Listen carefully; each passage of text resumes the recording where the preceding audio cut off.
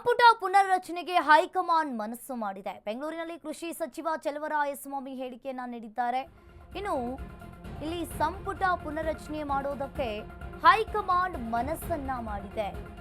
ಬೆಂಗಳೂರಿನಲ್ಲಿ ಕೃಷಿ ಸಚಿವ ಚಲುವರಾಯಸ್ವಾಮಿ ಹೇಳಿಕೆಯನ್ನ ನೀಡಿರುವಂತದ್ದು.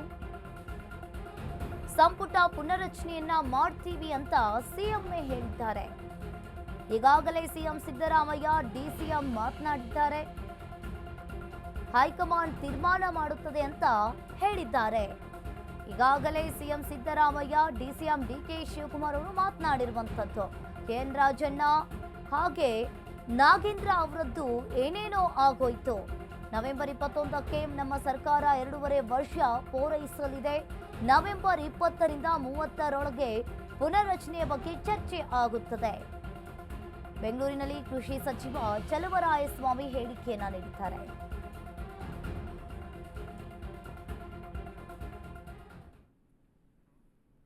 ಹಿಂದೆ ಸಚಿವ ಸಂಪುಟ ಪುನರ್ರಚನೆ 2.5 ವರ್ಷಕ್ಕೆ ಮಾಡ್ತೀವಿ ಎಂದಿರೋ ವಿಚಾರ ಅಥವಾ ಮಾಡೋ ವಿಚಾರ ಯಾವುದಿದ್ರೂ ಪಕ್ಷದ ಹೈಕಮಾಂಡು ಮತ್ತು ಮುಖ್ಯಮಂತ್ರಿಗಳು ಕೂತ್ಕೊಂಡು ತೀರ್ಮಾನ ಮಾಡುವಂಥ ವಿಚಾರ.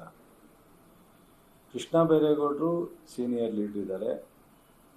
ಅವ್ರಿಗೆ ಹೈಕಮಾಂಡು ಸ್ವಲ್ಪ ಟಚ್ಚಲ್ಲೂ ಇದ್ದಾರೆ.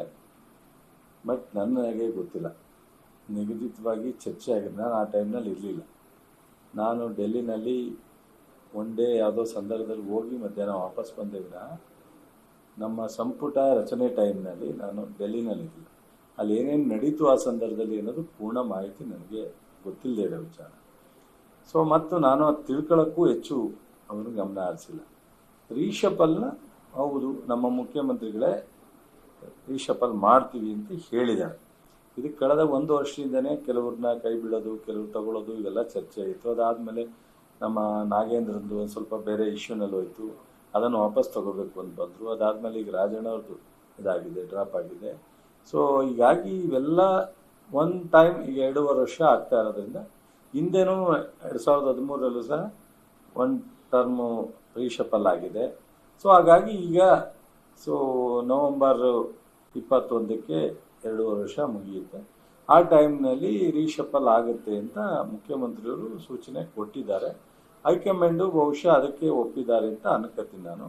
ಬಟ್ ನನಗದು ವಿಚಾರ ಗೊತ್ತಿಲ್ಲ, ಅಂದರೆ ಒಪ್ಕೋತೀನಿ.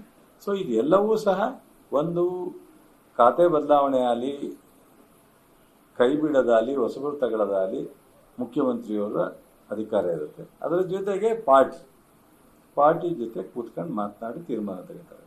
ಸೊ ಅದರಿಂದ ಬಹುಶಃ ನವೆಂಬರ್ 20 ಅಥವಾ ನವೆಂಬರ್ 30ರೊಳಗಡೆ ಡಿಸ್ಕಷನ್ ಆಗುತ್ತೆ.